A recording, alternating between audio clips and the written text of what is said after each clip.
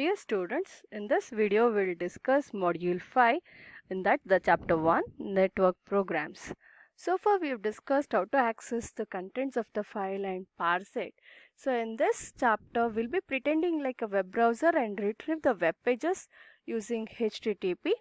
Then we'll read through the web page data and parse it.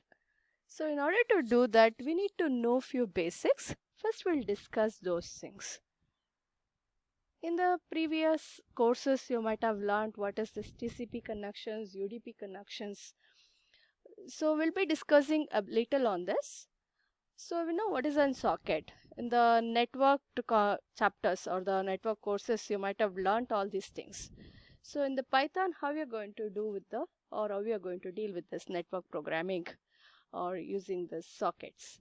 In this computer networking, an internet socket or the network socket is an endpoint of a bidirectional interprocess communication flow across an internet protocol based computer such as an internet. So we have the process here, how you're going to connect through the things with the sockets. So in this we call it as an TCP connections as well. So how we're going to connect to that point, the point of contact where we can have the connection or the endpoint, that is called as a port. A port is an application specific or a process specific software communications endpoint. So it allows multiple networked applications to coexist on the same server. There is a list of well-known TCP port numbers. If you want to read more details on the TCP UDP, you can use this link to access more on this. So these are some of the ports of the TCP. It has been used for various purposes. These are the purpose where it has been used, and these are the ports. In this, the port number 80 has been used for the HTTP. Sometimes we see the port number in the URL of the web server is running. If it is a non-standard port, so you can just observe here, it has been printed over here. So what is sockets in Python? Python has a built-in support for TCP sockets. We need to import the socket. This is a built-in library. We need to import the socket. When you want to work with the network programmings, we need to know few more basics. How we are going to create the socket, how we are going to connect, receive, send, is it listening, all those things, all these are the basics in the network. So first we are creating the socket. Socket, you are just creating the socket, and then you will be having a you're connecting that socket. So you're providing the host and the port where it has to be connected.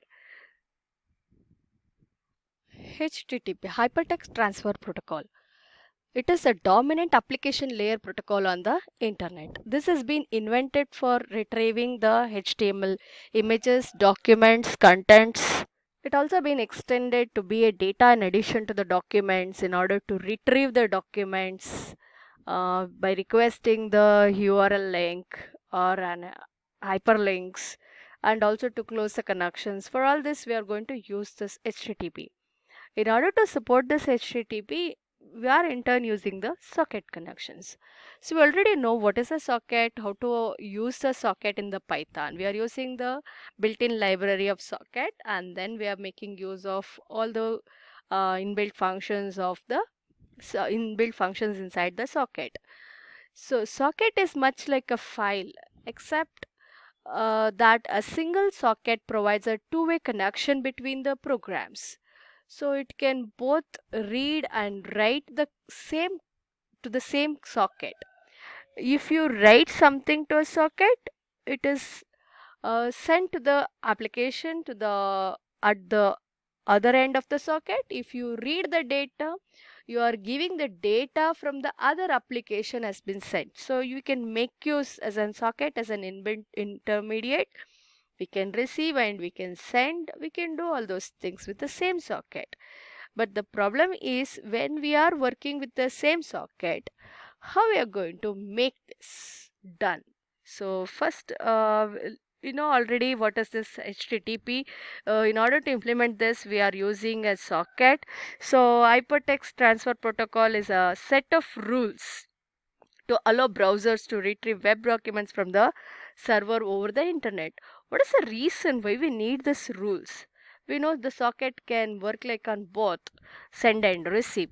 So what if both the sides, if it's keep waiting, and neither it's sending anything nor it's receiving anything, it will keep on waiting for a long time.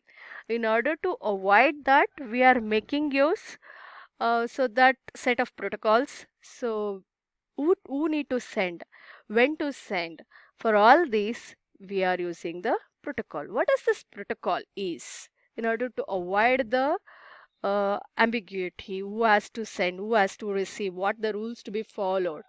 So a set of rules that all parties follow, so we can predict each other's behavior, so it will be helpful.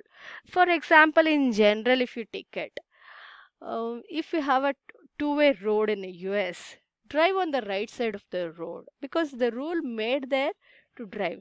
In the same case in India, we need to drive on the left side of the road. It all depends on what type of problem, what are the rules to be followed over there. So here is the sample how our URL will be. We'll be writing HTTP to / and then we are going to write the URL, that domain address, sorry, host address, and the page which we need to retrieve. So in this, the HTTP is the protocol. The one which we have written, it is in the pink, it's the host.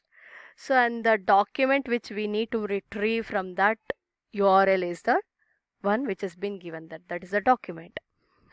So we can use this as a main URL inside this web page. We might be having a link for the next.